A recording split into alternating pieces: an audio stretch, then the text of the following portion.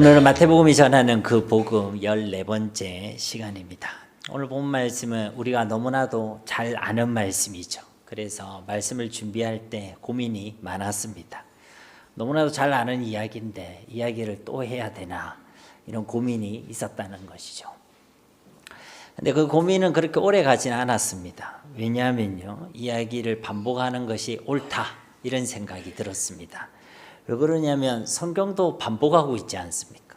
성경도 어려운 이야기, 새로운 이야기를 계속하고 있는 것이 아니라 어떻게 보면 너무 뻔한 얘기, 당연한 이야기, 늘 들었던 이야기를 성경이 반복하고 있다는 것입니다. 성경의 핵심은 우리를 향한 하나님의 사랑이고 그 사랑의 핵심은 예수 그리스도의 복음인 줄 믿습니다. 그런데 창세기로부터 요한계시록까지 그것을 반복하고 있다는 것이죠. 그러고 보니까 우리가 학교에서 공부를 할 때도 그랬고 또 우리 남자분들은 군대에 가서 훈련을 받을 때도 그랬고 또 우리 직장인들은 직장 가운데서 업무를 배울 때도 그랬고 진짜 우리가 중요한 것을 우리가 배울 때는 어떻게 했습니까? 반복 숙달했다는 것이죠. 그것을 제가 이해하고 나니까 말씀을 준비하는데 부담이 없더라고요. 그래서 제가 하나님께 기도하면서 말씀을요 정말 열심히 빡시게 재밌게 준비를 했습니다. 그래서 사실은 제가 오늘 이 4절밖에 안 되는 이 본문을요 오늘 반드시 끝내리라 생각을 했거든요. 근데 준비를 하다 보니까 오늘 여러분들이 점심을 못 먹겠더라고요. 그래서 제가 새벽에 제가 기도하다가 설교를 반토막 냈습니다. 반토막 냈다고 이러면 안심하면 안 됩니다. 오늘 설교가 길 수 있습니다. 그래서 오늘 세상의 소금, 세상의 빛에 대한 말씀을 여러분과 나누려고 하는데 오늘 빛까지는 못 갈 것 같고요. 그래서 소금까지만 함께 말씀을 나누려고 합니다. 아무튼 오늘 이 시간을 통해서 우리가 정말 어떤 존재인지 그리고 우리 그리스도인들의 정체성이 무엇인지를 깨닫는 시간이 되기를 간절히 소망합니다. 이 단어를 여러분 정확히 기억했으면 좋겠습니다. 우리의 존재가 어떤 존재인지 그리고 우리의 정체성이 무엇인지를 깨달아야 된다는 것이죠. 오늘 말씀의 핵심은 너무나도 분명하죠. 너희는 세상의 소금이다. 그리고 너희는 세상의 빛이다. 이렇게 증거하고 있습니다. 이것은 우리를 향해서 소금으로 살아가라, 빛으로 살아가라 라고 말씀하고 있는 것이 아닙니다. 우리 존재 자체에 대해서 이미 정의를 내려주고 있다는 것이죠. 우리의 정체성을 분명하게 말씀해 주고 있다는 것입니다. 그래서 오늘 말씀은 우리에게 소금이 되라, 빛이 되라 라고 말씀하고 있지 않다는 것에 우린 주목해야 한다는 것이죠. 오늘 소금 되라, 빛 되라는 것이 아니라 이미 우리는 소금이다, 빛이다 라고 말씀하고 계신다는 것입니다. 요한복음에 보면 예수님께서 자신에 대해서 말씀해 주실 때에 자신이 누구인지를 우리에게 말씀해 주실 때에 영어로 치자면 비동사를 이용해서 말씀해 주고 있죠. 나는 뭐뭐이다 라고 말씀하고 있다는 것입니다. 요한복음을 보면 나는 뭐뭐이다 라는 표현이 자주 등장합니다. 내가 곧 길이다, 내가 곧 진리다, 내가 곧 생명이다, 내가 양의 문이다, 내가 목선한 묵자다, 내가 포도나무다, 내가 영원한 생명의 떡이다, 내가 영생하는 물이다, 나는 뭐뭐이다라는 형식을 빌어서 예수님께서는 당신이 누구이신지를 우리에게 증언해 주셨다는 것입니다. 그런데 오늘 본문 말씀에도요 너희는 뭐뭐이다라는 이 형식으로요 우리가 누구인지를 말씀해 주고 있다는 것이죠. 우리의 존재 그 자체를 분명하게 확실하게 말씀해 주고 있다는 것입니다. 여러분 이 말씀은요 예수님을 따르는 제자라면 우리가 누구인지 그 정체성을 분명히 가지고 있어야 한다는 것을 우리에게 알려주고 있는 것입니다. 오늘 이 말씀의 대상은요 아무에게 말씀하는 것이 아닙니다. 13절에서도 이어진 14절에도 오늘 말씀의 대상은요 누구입니까? 너희라고 불리는 자들이죠. 그들이 소금이고 그들이 빛이다 라고 말씀하고 있다는 것입니다. 그럼 여기서 말하는 이 너희가 누구입니까 여러분?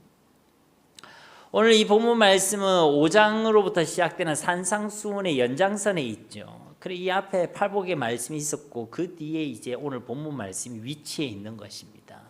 근데 이 5장을 시작하는 5장 1절 말씀에 보면요. 예수께서 무리를 보시고 산에 올라가 앉으시니 제 아들이 나온지라. 여기에 보면 두 그룹의 사람이 있습니다. 한 그룹은 무리라고 불리는 자들이 있고 그들 가운데 또 예수님이 산에 올라가셨는데 그 예수님을 따라온 제자들이 있죠. 그러니까 땅 밑에는, 산 아래에는 지금 무리들이 있었던 것이고 그 무리들 중에 산 위에까지 예수님을 따라온 사람들이 있었습니다. 그들을 제자들이라고 이야기하고 있죠. 예수님을 따라온 사람들이란 것입니다. 그리고요, 그들이 바로 여기서 말하는 너희라는 것이죠. 마태복음은 산상수훈의 말씀을 시작하면서도 제가 말씀드렸지만 마태복음은요, 이 산 위에 올라갔다는 표현을 일부러 기록하고 있습니다. 그래서 여기에 의미를 두고 있다는 것이죠. 마태복음 8장에 보면 굳이 또 표현 안 해도 되는데 예수님이 산 위에서 내려왔다라는 표현을 또 사용하고 있죠. 마태복음 8장의 시작은 예수님이 산에 내려왔다라는 선언으로 시작하고 있습니다. 산상수훈의 시작은 예수님이 산 위에 올라갔다는 것으로 시작했는데 이제 산상수훈이 끝날 때는 산 위에서 내려왔다라는 표현으로 시작하고 있다는 것이죠. 굳이 이 마태라는 이 사도 마태라는 이 성경의 기록자는요, 이 산 위에 올라갔다는 것에 의미를 부여하고 있다는 것입니다. 이것은 산 아래에 있는 것과 구별하고 있다는 것이죠. 지금 이 산 아래는 어떤 곳입니까? 앞서 마태복음 4장에 보면요, 이방인의 갈릴리라는 표현이 있었죠. 그곳은 그 흑암의 땅이었고 사망의 땅이었습니다. 그런데 여기로부터 너희로 불리는 자들은 그 산 아래로부터, 그 땅으로부터요, 이 산 위로 예수님을 따라 올라온 자들이라는 것이죠. 모세가 시내산 위에 올라갔을 때 그곳에 하나님의 임재가 있었고 그곳에서 새로운 계명이 주어졌지 않습니까? 이와 똑같이 예수님께서는 그 산 위에서 장차 예수 그리스도를 통해 이루어지고 완성될 그 하나님의 나라에 대한 새로운 계명의 말씀을 주고 계시는 것이요, 그것이 바로 산상수훈의 말씀이라는 것입니다. 그리고 이 산상수훈의 말씀은 아무나에게 주는 것이 아니죠. 예수 그리스도를 통해 새로운 이스라엘이 된 구원받은 하나님의 백성들에게 주시는 말씀인 줄 믿습니다. 이제 하나님의 나라를 유업으로 받을 하나님의 자녀들에게, 이제 예수를 주로 고백하고 예수님을 따르겠노라라고 하는 제자들에게 주시는 말씀이란 것이죠. 그래서 그들에게 먼저 팔복에 대한 말씀을 주시고 이제 오늘 말씀과 같이 우리가 어떤 존재인지에 대한 분명한 말씀을 주시고 계신다는 것입니다. 너희는 세상의 소금이고 세상의 빛이다라는 것이죠. 오늘 앞에 있는 이 팔복의 말씀, 그리고 오늘 본문에 있는 이 말씀은요, 말씀의 내용은 다르지만 말씀의 목적은요 다르지 않습니다. 한마디로요, 너희가 누구인지를 알아라는 거예요. 팔복의 말씀의 핵심도요, 너희가 누구인지를 알아라는 것입니다. 너희가 누구라는 것입니까? 너희가 복이 있는 사람이란 것입니다. 그래서 우리가 이 팔복에 대한 말씀을 나눌 때 설교 제목이 무엇이었습니까? 아니 6번이나 얘기했는데 설교 제목을 모르시겠어요? 복이 있는 사람이었지 않습니까? 팔복의 핵심은 너희가 복이 있는 사람이란 것입니다. 복이 있는 사람이 되라, 복을 받기 위해 노력해라는 것이 아니죠. 우리는 이미 복이 있는 사람이란 것입니다. 그 흑암의 땅에서 벗어났다면, 사망의 그늘에서 해방되어져서 이제 예수님을 따라 그 산에 그 예수님이란 빛으로 나오게 되었다면, 이제 더 이상 산 아래 그 땅에서 고통당하는 자들이 아니라 이제 주님 앞으로 나와서 주님과 함께하며 주님을 따르는 자가 되게 되었다면, 너희는 이미 복이 있는 사람이란 것입니다. 너는 참으로 복된 사람이다 라고 말씀해 주고 계신다는 것이죠. 오늘날 사람들이요, 얼마나 복을 받고 싶어 합니까? 그렇죠? 당시 사람들도요 똑같았습니다. 그들도요 너무나도 복받고 싶었어요. 그래서 예수님이 딱 나타났을 때요, 예수님께로 사람이 모였던 것입니다. 뭐라도 복을 받아보려고. 그런 그들에게 예수님을 가장 먼저 이와 같이 선언하셨다는 것, 이 팔복의 말씀을 통해서 너희는 이미 복이 있는 사람이다 라고 말씀하고 계신다는 것입니다. 왜 그렇죠? 예수님이 복이기 때문인 줄 믿습니다. 예수님 자체가 복음인 거예요.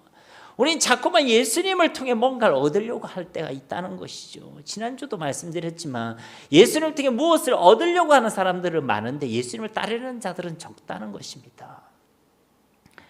예수를 믿게 된 것이 복 그 자체고, 예수님과 함께 한 것이 복 그 자체고, 예수님을 주로 고백하고 예수님을 따라가기로 하게 된 것이 진짜 복인 줄 믿습니다. 여러분, 이것을요 진짜 알아야 합니다.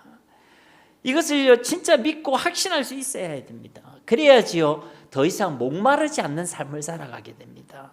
그래야 범사에 감사하고 진짜 항상 기뻐하는 삶을 살아낼 수가 있다는 것이죠. 근데 우리가 복 있는 사람인 것을 모른다면, 예수님이 복이라는 것을 우리가 알지 못한다면 우리는 어떻겠습니까? 예수를 믿고도요 목마른 삶을 살아가게 되는 거예요. 예수를 믿고도 배고픈 삶을 살아가게 된다는 것입니다. 감사하지 못해요. 기뻐하지 못합니다. 만족하지 못해요. 그래서 예수님은요 당신을 따르기로 결정한 그 제자들에게 가장 먼저 팔복의 말씀을 알려주는 것이죠. 너희는 이미 복을 받은 사람이다. 너희는 이미 복된 사람이다. 왜냐하면 예수님이 복음이고 예수님이 복이기 때문이다 라고 말씀하고 계신다는 것입니다. 이런 예수님의 증언은요 오늘 말씀을 통해서도 계속되어지고 있는 것이죠. 너희가 진짜 누구인지를 알라라고 말씀하고 계신다는 것입니다. 우리의 존재 그 자체를 분명하게 알려주고 있다는 것이죠. 우리가 가져야 될 성경적인 정체성이 무엇인지를 말씀해주고 계신다는 것입니다. 여러분, 이것은요 매우 중요한 것입니다. 내가 누구인지를 아는 것, 정체성, 분명한 성경적인 정체성을 가지고 살아간다는 것은요 정말 중요하다는 것이죠. 내가 누구인지를 모르면요 그냥 살아가게 됩니다. 목적도 없이, 방향도 없이, 이유도 없이 그냥 흔한 말로 닥치는 대로 살아간다는 것이죠. 그냥 살아갑니다. 그러나 내가 누구인지를 알면 어떻습니까? 삶의 목적이 분명해지죠. 내가 어떻게 살아야 할지, 무엇을 위해 살아가야 될지 삶의 방향과 이유가요 분명해진다는 것입니다. 여러분, 제가 신변교육 때 무엇으로 제가 군복무를 했다고 했죠? 저 조교 아닙니다. 저 교관입니다. 교관. 네. 저는 그게 굉장히 민감하거든요. 제 밑에 있는 애가 조교고 저는 교관입니다. 교관. 네. 목사님 또 군대 이야기입니까? 원래 남자는 군대 이야기 계속합니다. 제가 남자입니까? 여자입니까? 네, 제가 여성스럽게 보이지만 남성이죠. 그래서요 군대 얘기 계속합니다. 처음 제가 신변교육 때는 민간인들이 막 처음 들어오는 것이죠. 그래서 이제 그들이 오면요, 군대 오면요, 사실 군인 같지가 않습니다. 그런데 군대에 입소하는 그때로부터 이들의 법적 신분은 무엇이 되죠? 군인이 됩니다. 소속도 군대가 되는 거고 그 부대에 소속이 되게 되는 것이죠. 근데 이렇게 막 들어오는 이 친구들이요 어떻습니까? 진짜 군인 같을까요? 아닙니다. 사회에서는 좀 똑똑했을지 모르겠지만 막 군대에 입사하면요 그야말로 모지리가 됩니다. 모지리란 말 아십니까? 경상도 사투리로 여러분 모지리 딱 쳐보면요 모지라고 바보 같은 사람 이렇게 나오거든요. 그러니까요 막 입대하면 이들이 모지리가 돼요. 행동하는 것도 엉성하기 짝이 없습니다. 근데 무엇보다 뭐가 안 바뀌냐면요 생각이 안 바뀌어요. 막 입소했다고요 자기가 군인이라고 생각하지 못한다는 것이죠. 그냥 자기 아직도요 민간인이라고 생각해요. 그래서 사회에 있을 때에 밖에 있을 때 생각을 계속하죠. 했던 일들 아니면 두고 온 갑순이, 제가 갑순이 하니까 목사님 나이도 안 맞게 왜 계속 갑순이 이야기를 하냐고 그런 것만 생각한다는 것이죠. 자기가 누구인지는 전혀 생각하지 못한다는 거예요. 그러니까 어떻습니까? 행동하는 것도 모습도요 생활하는 것도 바뀌지 않습니다. 그래서 신변교육 때 이 애들이 입소하면요 이들을 육체적인 훈련만 시키지 않습니다. 무슨 훈련을 같이 하냐면요 정신교육을 꼭 함께 병행하죠. 입소한 첫 주차가 굉장히 바쁜 주차거든요. 그런데요 굳이 그 안에요 정신교육 시간을 계속 넣어요. 그래서요 제식훈련, 정신훈련, 군가 이런 걸 통해서 자기가 누구인지를 계속 상기토록 만드는 것입니다. 여러분 잘 아는 군가들 있잖아요. 나는 진짜 사나이 뭐 이러면서 그러잖아요, 그죠? 계속 내가 누구인지를 생각하게 만든다는 것이요. 그 중에 대표적인 예가요 육군 복무신조라는 게 있습니다. 우리 남성분들은 기억하십니까? 아직까지 애우고 계시는 분들이 계실 수도 있는데, 왜냐하면 이건 복무신조는요 아침 저녁으로 점호 때마다 계속 숙지해서 복창하게 만듭니다. 복무신조의 서문의 내용이 뭐냐면요, 우리는 국가와 국민의 충성을 다하는 대한민국 육군이다. 하나, 우리는 자유민주주의를 수호하며 조국 통일의 역군이 된다. 그러면 둘, 우리는 실전 같은 훈련으로 이 지상전의 승리자가 된다. 제가 아직까지 기억하잖아요, 그죠? 그러니까 이 육군 복무신조는 계속 얘기하는 게, 나는 자랑스러운, 우리는 국가와 국민의 충성을 다하는 대한민국 육군이다. 대한민국 육군이다. 그러니까 우리는요 군인이라는 거예요. 그것도 국가와 국민을 생각하고 그들을 위하는 군인이라는 것입니다. 아침 저녁 때마다 계속 이것을 복창시키는 거예요. 자다가도 툭 치면요 육군 복무신조 바로 나옵니다. 애들 보고 복무신조 하고 툭 치면요 이 말이 바로 나와요. 우리는 대한민국 육군 군인이라고 계속 얘기한다는 것이죠. 왜 이렇게 하는 줄 아십니까, 여러분? 그만큼 내가 누구인지를 아는 것이 중요하기 때문이란 거예요. 내가 군인이라는 걸 알아야지 군복무를 하더라도 분명하게, 무엇보다 사명감을 가지고 애국심을 가지고 그 복무를 감당하기 때문에 그런 것입니다. 여러분들 군인들 만나보면 애국심 가진 친구들이 별로 없어요. 군인이지만 사명감을 가진 친구들이 별로 없습니다. 저도 간부였지만은 간부들이라고 다 그런 사명감을 가지고 있지 않아요. 제가 만나본 사람들 그나마 사명감을 가지고 있는 직군이 어디냐면, 출신들이 어디냐면, 육군 사관학교 출신들은 보면 사명감이 있더라고요. 애국심이 있더라고요. 아, 저 사람 진짜 군인이다 이렇게 여기지더라고요. 그 외에는요 생각하지 못해요. 여러분, 이거는요 우리에게도 똑같은 것입니다. 우리 그리스도인들도요 내가 누구인지를 분명히 알아야 합니다. 내가 복 있는 사람이란 것을 알지 못하면 이 땅에 살면서도 계속 세상에 복 그리면서 살아가게 되는 거예요. 무슨 보고도 아니고 계속 복 하며 살아간다는 것이죠. 내가 복 있는 사람이란 것을 내가 모르면요 계속 예수를 믿고도 세상을 구하고 세상을 부러워하면서 살아가게 된다는 것입니다. 세상이 없는 것으로요 힘들어한다는 거예요. 내가 진짜 누구인지를 모르면요 그처럼 엉뚱한 삶을 살아가게 되는 것입니다. 엉뚱한 것에 우리의 마음과 심력을 낭비하며 살아가게 된다는 것이죠. 그리고 방향도 목적도 없는 삶을 살아가게 된다는 것입니다. 예수를 믿는 사람은요 사명으로 살아가야 됩니다. 하나님 주시는 목적이 이끄는 삶을 살아가야 된다는 것이죠. 그러나 내가 누구인지를 모르면요 사명으로 살아가지 않습니다. 그냥 살아갑니다. 그냥 내 목적과 내 계획대로만 살아가려고 하게 된다는 것이죠. 그래서 예수님께서는 자신을 따르고자 하는 그 제자들, 예수를 믿는 하나님의 백성들에게 가장 먼저 너희가 누구인지를 말씀해주고 계신다는 것입니다. 여러분, 내가 누구인지를 안다면요 그 정체성이요 나의 삶을 바꾸게 됩니다. 우리가 흔히 듣는 말들 중에요 공인이면 공인답게 행동해라 이런 말이 있잖아요. 자기가 공인임을 인지하는 사람은요 그 행동과 삶에 변화가 있게 되어져 있습니다. 정체성이요 삶을 바꾼다는 것이죠. 우리가 꼭 기억할 것은요 내가 누구인지를 아는 이것은요 하나의 수양이나 교양의 덕목이 아닙니다. 이거는요 믿음의 영역이에요. 그러니까 정체성이 나를 바꾼다 이 말을요 여러분 이상하게 생각할 필요가 없습니다. 우리가 가져야 될 정체성이 어디로부터 시작되는 것입니까? 하나님의 말씀에서 시작되는 거예요. 세상에서는 나를 연구하고 나를 탐구하는 것에서 내가 누구인지를 발견하려고 하죠. 철학이라는 과목도 그런 과목 아니겠습니까?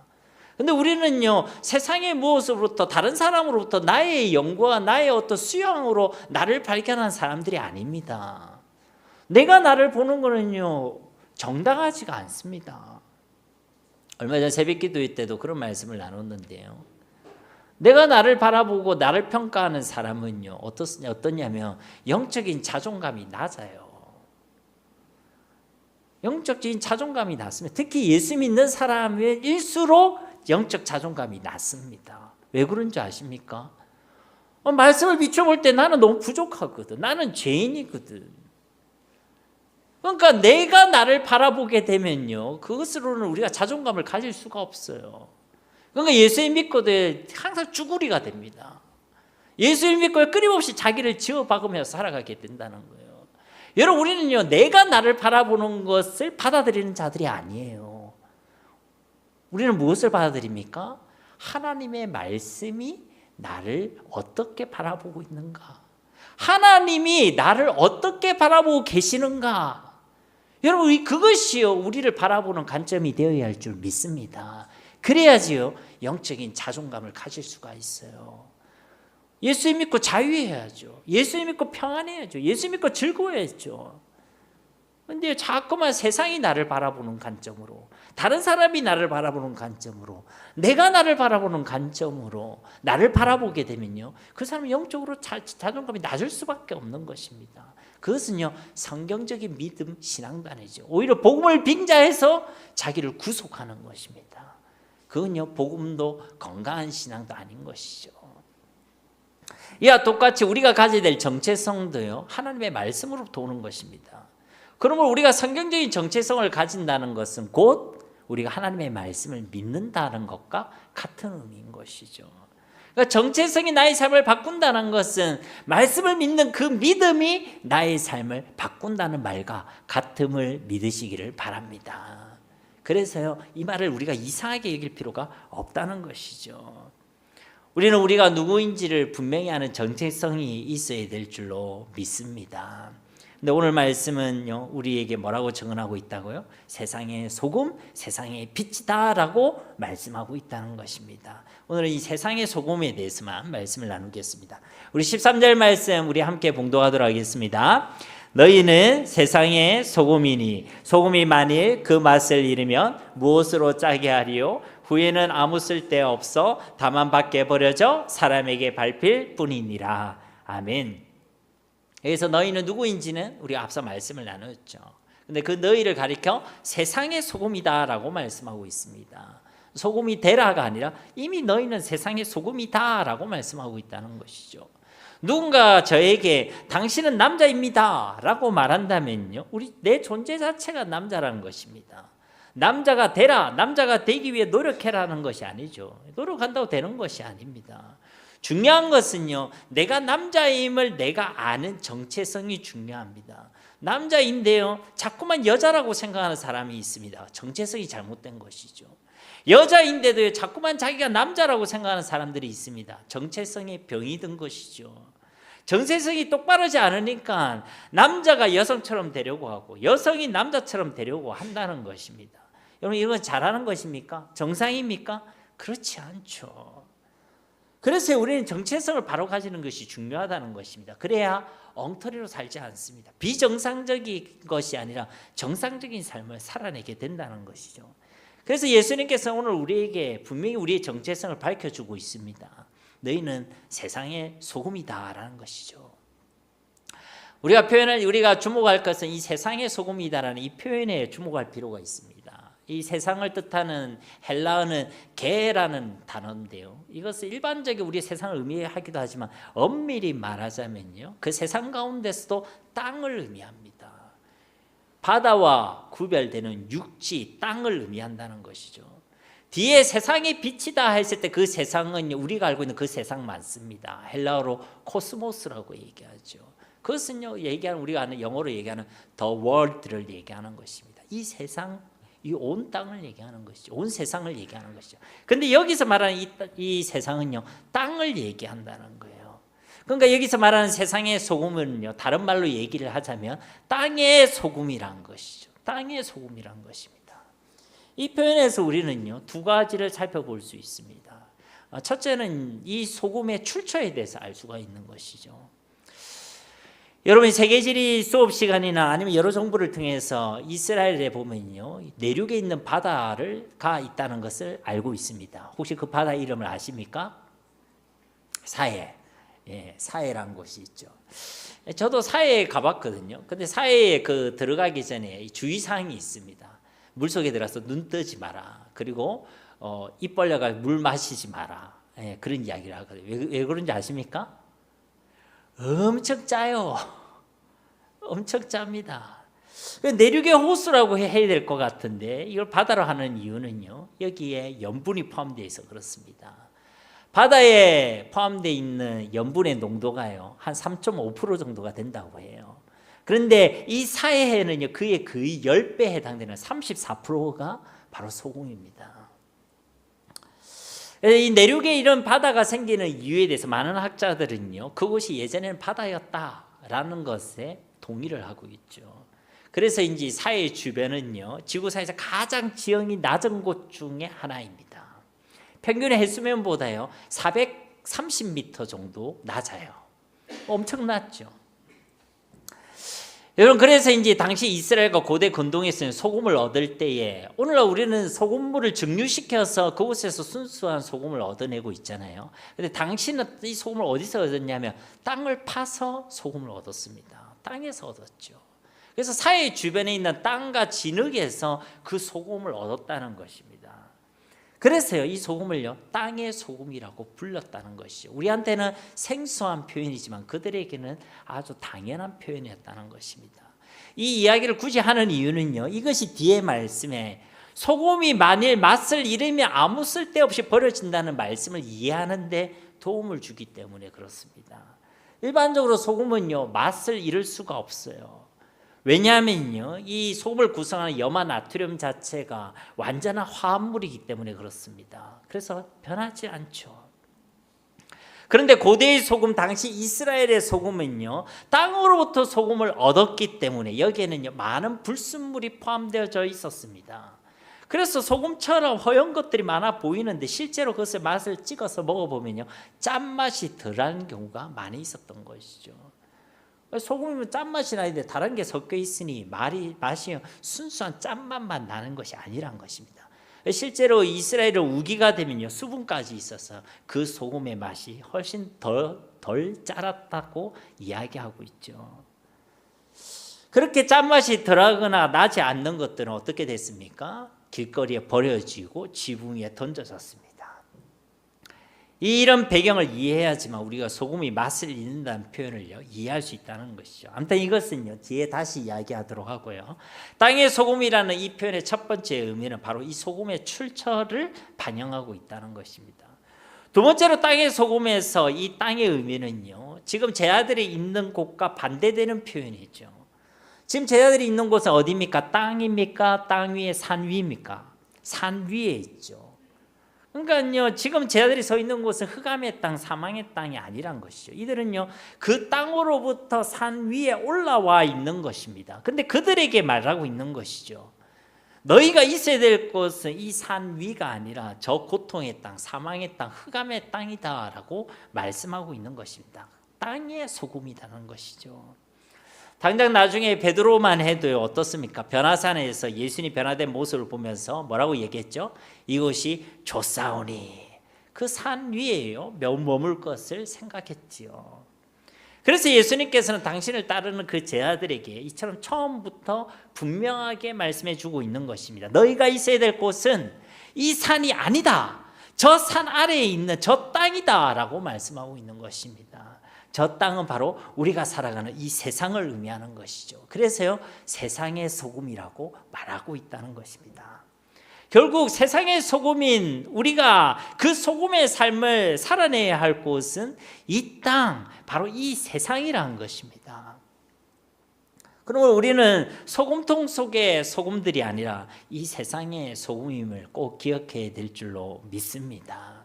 교회 안에만 있으면 안 된다는 거예요. 우리가 교회 안에 있으면 얼마나 좋습니까? 은혜 받고 또 기도하고 찬양하고 또 그래도 예수님 이야기하면 말통하는 사람들이 있고 좋아요 안 좋아요? 훨씬 좋죠? 세상에서 그런 이야기 할 수 있어요 없어요? 해도요 별로 기담 안 들어줍니다. 그런데 여기 그렇게 마음껏 얘기할 수 있고 얼마나 좋습니까? 그런데요 우리는요 여기에만 머물러 있으면 안 된다는 것이죠.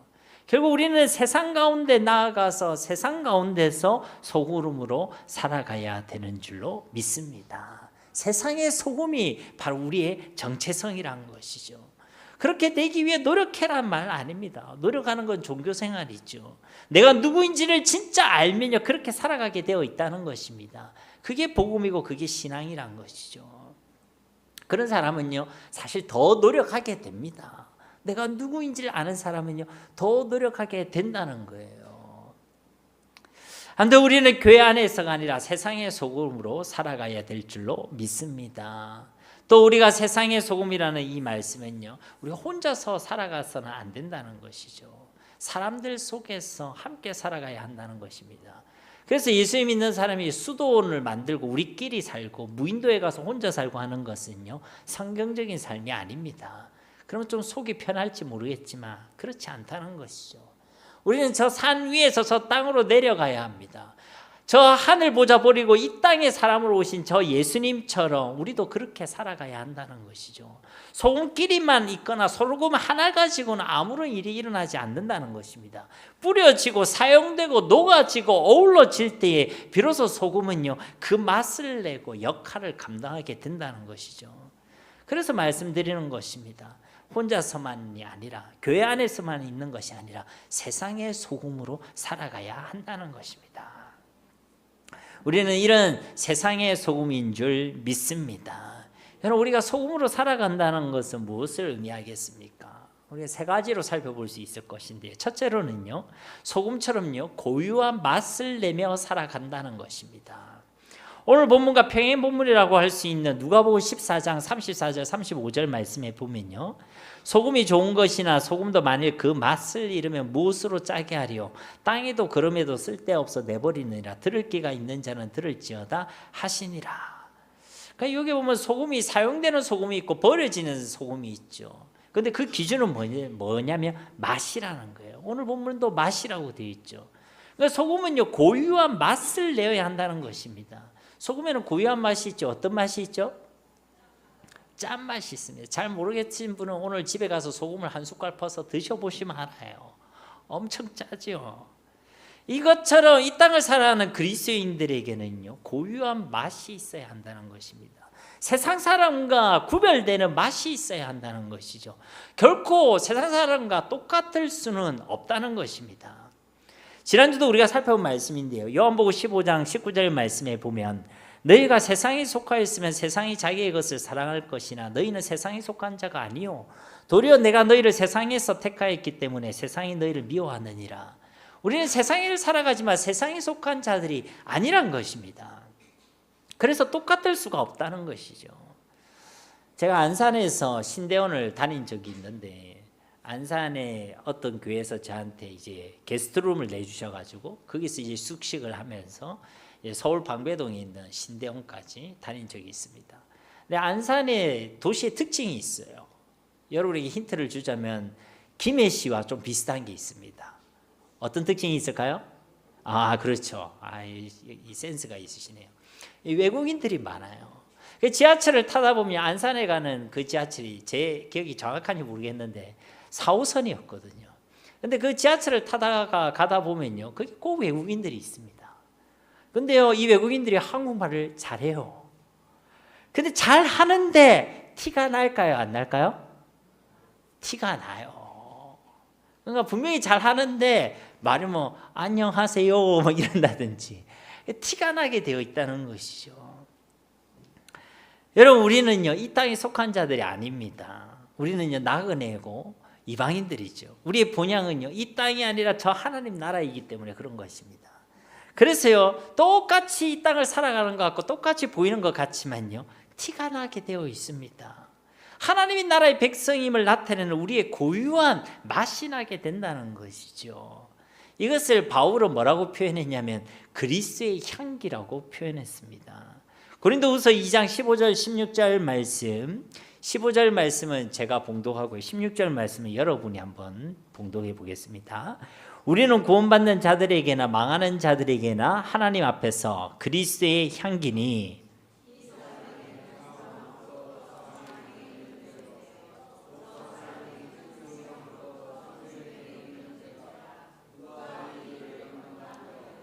아멘. 그러니까 우리의 정체성을요 그리스도의 향기다라고 말하고 있습니다. 그래서 우리에게는요 사망의 냄새, 생명의 냄새가 난다라고 말씀하고 있죠. 여러분 우리가 사람이 살아가는 그 삶에는요 진짜 향기가 있습니다. 그 사람이 머문 곳에는요, 그 사람의 향기가 남게 되어 있다는 것이죠. 적어도 우리가 세상의 소금이라면 우리만의 삶의 향기가 있어야 한다는 것입니다. 분명히 모양은 소금인데 그러면 짠맛이 나야 되는데, 소금이라 해놓고는 그게 단맛이 나고 쓴맛이 나고 이상한 맛이 난다. 그것은요, 정상이 아닌 것이죠. 우리가 그리스도인이라면 죄의 냄새, 세상의 냄새, 욕심의 냄새, 그런 부패한 냄새가 나는 것이 아니라 생명의 냄새, 그리스도의 향기가 나야 할 줄로 믿습니다.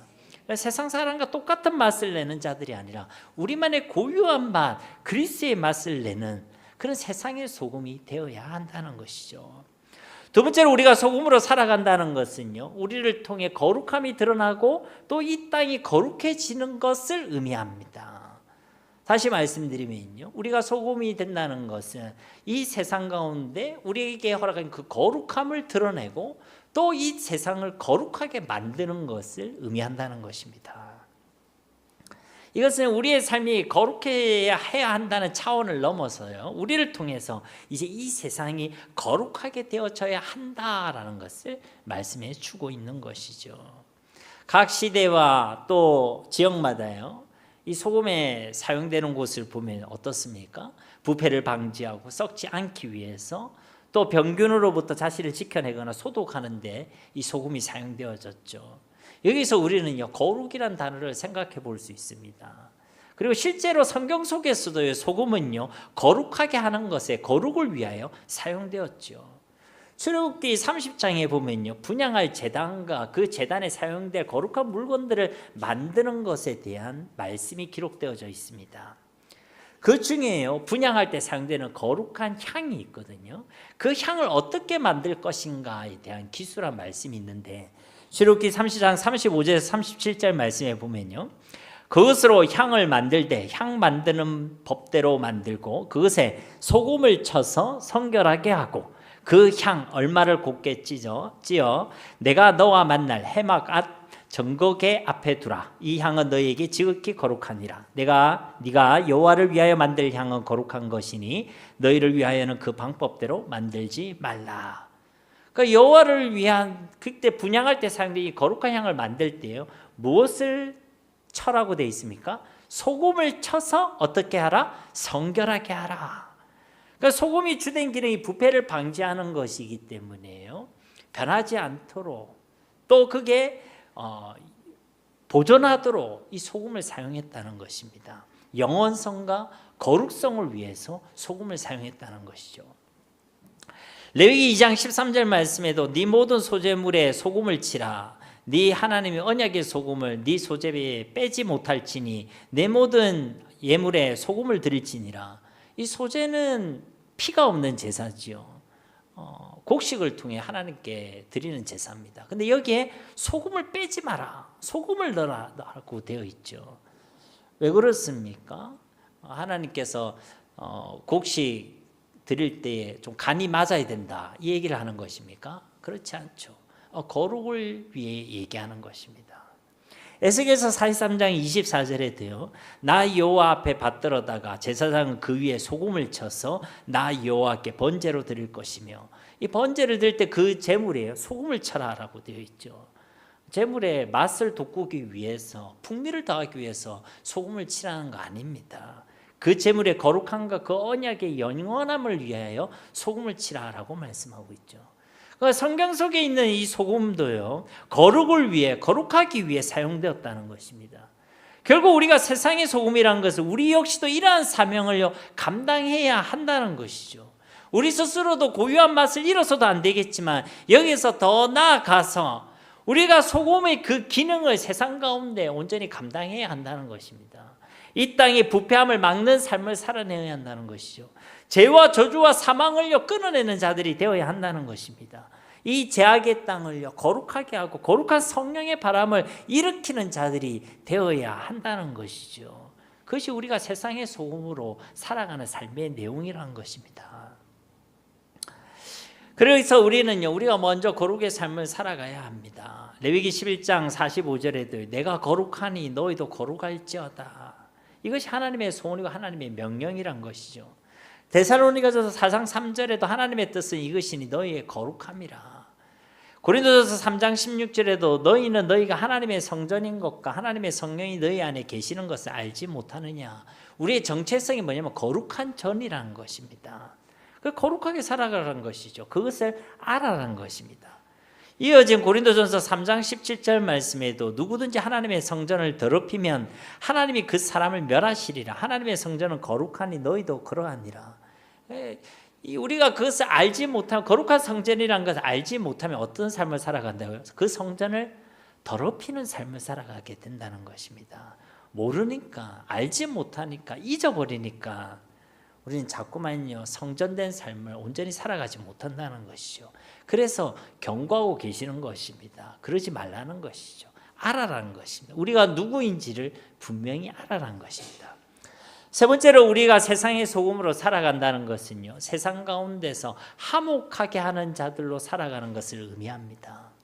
소금은 음식을 만들 때 여러 가지 재료들의 맛을 어울리게 만드는 역할을 감당하죠. 다양한 재료들이 들어간다 할지라도 소금을 통해서요, 그 재료의 맛을 조율하고 화합하게 만든다는 것입니다. 그리고 성경이요, 무엇보다 이 소금이 화목함을 위해 사용되었음을 증언하고 있죠. 마가복음 9장 50절 말씀 우리 함께 봉독해 보겠습니다. 소금은 좋은 것이로되 만일 소금이 그 맛을 잃으면 무엇으로 이를 짜게 하리요? 너희 속에 소금을 두고 서로 화목하라 하시니라. 아멘. 그러니까 서로 화목하라는 그 말씀 가운데 무엇을 두라는 것입니까? 소금을 두라. 화목하는 그 일이에요. 소금이 사용됨을 우리에게 증언하고 있다는 것입니다. 우리가 잘 알고 있다시피 마귀의 주특기는 뭡니까? 이간하고 분리시키고 싸우고 다투게 만드는 것이죠. 그래서 편나누기, 내 사람 만들기, 다른 사람 비방하기, 다른 사람 따시키기, 분열시키기는요, 성령의 역사가 아닙니다. 예수님께서는 하나 되게 하시는 일을 위하여, 화평케 하시는 일을 위하여 이 땅에 오셨습니다. 하나님과 사람, 사람과 사람, 사람과 이 피조 세계의 합평을 위해서요, 이 땅에 오셨다는 것입니다. 그래서 우리 그리스도인들도 이 땅에서 화평케 하는 세상의 소금이 되어야 할 줄 믿습니다. 그런 세상의 소금에 합당한 삶을요, 살아내어야 한다는 것입니다. 하나 되게 하는 일에, 화평하게 하는 일에 저와 여러분이 쓰임 받아야 한다는 것이죠. 에베소서 4장 3절에도 평안에 매는 줄로 성령이 하나 되게 하신 것을 힘써 지키라. 이것이요, 세상의 소금의 삶이란 것입니다. 이것이 우리에게 맡겨주신 사명이란 것이죠. 그렇다고 우리가요, 죄와 하나가 되고 하나님을 따라 이 세상과 무턱대고 하나가 되라는 것은 아닙니다. 여기에 기준이 필요하죠. 하나가 될 때에요, 분명한 기준이 필요하다는 것입니다. 그 기준이 무엇입니까? 하나님 중심, 성경 중심, 그리고 교회 중심이라는 것입니다. 하나님 중심으로 하나가 되어야 합니다. 사람이 아니에요. 교회 중심으로 하나가 되어야 합니다. 왜 그렇죠? 교회가 그리스도의 몸이고 그것이 하나님의 질서이기 때문에 그런 것입니다. 말씀 중심으로 하나가 되어야 합니다. 세상의 법, 내 지식, 내 경험 아닙니다. 하나님의 말씀이 기준이 되어야 한다는 것이죠. 이처럼 우리는요, 세상의 소금으로 불러주신 줄 믿습니다. 끝으로 우리가 세상의 소금으로서 우리에게 주어진 그 정체성에 합당한 삶을 우리가 살아내기 위해서 우리가 꼭 기억할 것은요, 우리가 녹아져야 한다는 것입니다. 소금이 맛을 내고 그 기능을 감당하고 여러 가지 맛을 어울리게 하기 위해서는요, 소금이 뿌려져서 반드시 잘 녹아져야 한다는 것이죠. 녹지 않으면요, 맛을 낼 수가 없습니다. 그 기능을 다할 수도 없죠. 녹아져야 한다는 것이죠. 내가 녹는다, 이 표현을요, 예수님은 뭐라고 표현하셨냐면 자기를 부인하고 라고 표현했습니다. 즉 내가 죽어야 한다는 것입니다. 내가 죽어야, 내 안에 계신 예수 그리스도께서 사셔야 우리는 소금의 역할, 소금의 기능을 감당할 수 있다는 것이죠. 그래야 맛을 낼 수가 있습니다. 그래야 세상의 부패함과 죽어감을 막을 수가 있습니다. 이 땅의 거룩함을 드러내고 이 땅 가운데 그 거룩함을 이룰 수가 있다는 것이죠. 내가 죽어야 그곳에 화평이 임할 수 있게 된다는 것입니다. 그래서 우리는 바울처럼요, 날마다 죽는 자가 되어야 할 줄 믿습니다. 내가가 아니라 예수님이 주인이심을 고백하고 그 고백대로 삶을 살아내는 자가 되어야 한다는 것이죠.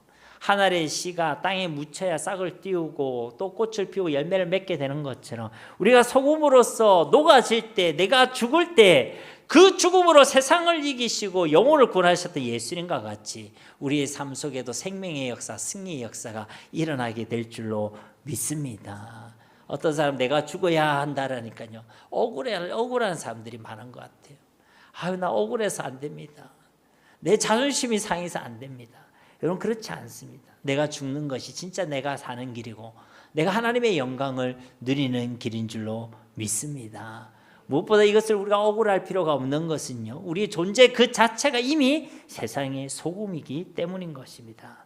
그런데 우리가 맛을 잃으면 어떻게 되겠습니까? 13절 말씀을 다시 보시면요, 소금이 만일 그 맛을 잃으면 무엇으로 짜게 하리요? 후에나 아무 쓸데없어 다만 밖에 버려져 사람에게 밟힐 뿐이니라. 여러분, 앞에서도 설명했지만 땅에서 얻는 소금이기 때문에 맛을 잃어버릴 때가 있습니다. 정제되지 않고 불순물이 섞여 있을 때에, 특히 우기 때에 수분이 더 함유될 때 소금의 염분이 더 떨어진다는 것이죠. 이 말씀의 내용은 무엇입니까? 우리 신앙 가운데 다른 것이 섞여 있어는 안 된다는 것입니다. 저와 여러분의 신앙 속에 예수님 외에 다른 것이 섞여 있으면요, 맛을 잃어버리게 된다는 것입니다. 우리 신앙과 믿음 속에 세상이 섞여 있고 우리 욕심이 섞여 있고 이상한 사상과 관념과 종교성이 섞여 있으면요, 맛을 잃어버리게 된다는 것이죠. 우리 신앙 속에 오직 예수님만이 있어야 될 줄로 믿습니다. 다른 것이 섞여 있으면요, 맛을 잃어버립니다. 생긴 것은 분명히 소금인데 짠맛이 나지 않는, 맛을 잃어버린 소금이 되게 된다는 것이죠. 그러면요, 하나님께서 사용하고 싶으셔도 사용할 수가 없습니다. 왜? 맛을 잃어버렸기 때문에 그렇다는 것이죠. 그래서 우리는요, 오직 예수로만 충만해야 될 줄로 믿습니다. 성경을 통해 다른 것을 배우려고 하지 마시고 예수님을 배우시기 바랍니다. 다른 곳에서 답을 찾지 말고 오직 성경 안에서 예수님을 발견하시기 바랍니다.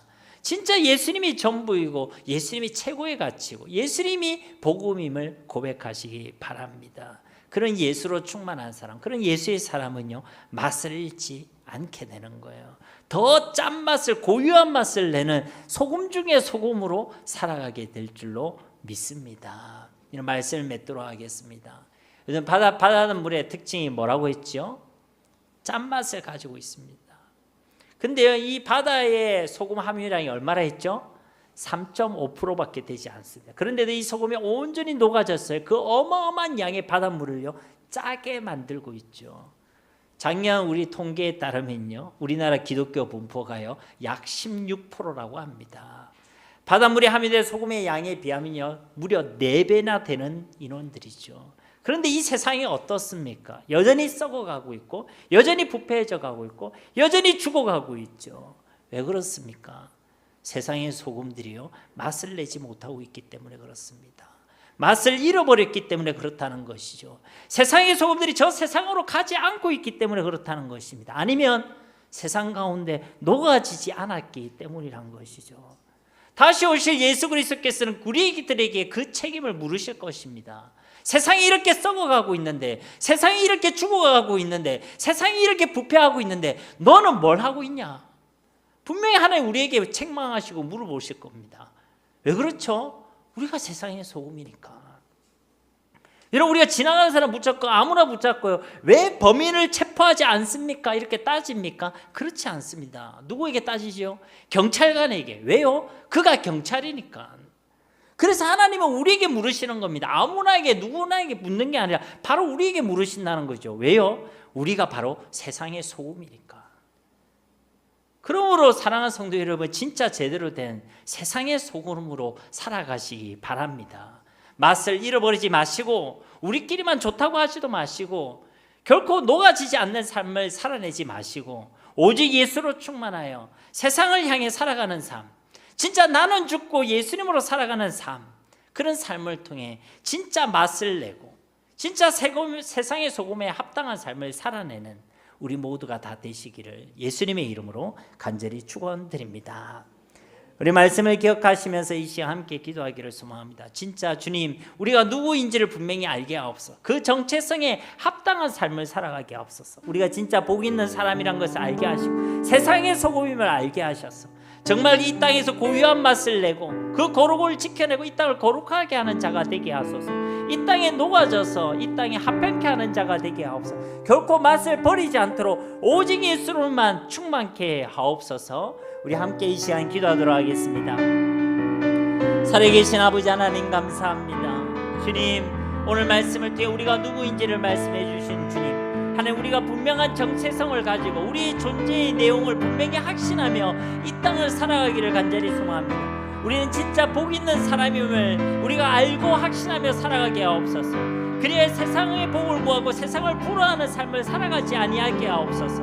진짜 예수님이 복 그 자체임을 알고 최고의 보배를 가졌음을, 최고의 가치를 가졌음을 우리가 고백하게 하시고, 이것을 인해 자족의 신앙을 고백하며 살아내며 하나님께 기쁨과 감사함으로 살아갈 수 있는 주의 백성들이 다 되어지게 하옵소서. 오늘 말씀대로 우리가 세상의 소금임을 주님 우리로 깨닫게 하옵소서. 확신하게 하옵소서. 결코 잊지 아니하게 하옵소서.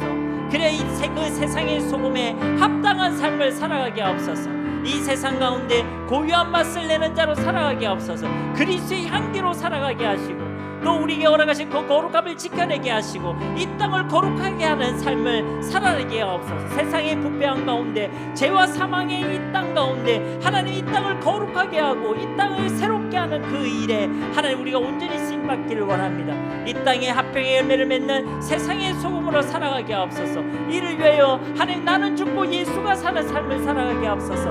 녹아져서 우리에게 허락하신 그 기능과 맛을 내는 삶을 살아가게 하옵소서. 결코 그 맛을 잃어버리지 아니하게 하옵소서. 우리의 믿음과 우리의 신앙 가운데 다른 어떤 것이 섞이지 아니하게 하시고 오직 예수로만 충만케 하옵소서. 예수를 알게 하시고 예수를 믿게 하시고 예수님을 최고의 가치로, 최고의 지식, 최고의 부활로 고백할 수 있는 믿음이 있게 하옵소서. 그리하여 진짜 세상의 소금으로 살아갈 수 있는, 그것으로 하나님께 칭찬받을 수 있는 주의 백성들이 다 되어지게 하여 주시옵소서. 우리 가운데 이 말씀대로 일하시고 역사하실 주님을 기대합니다.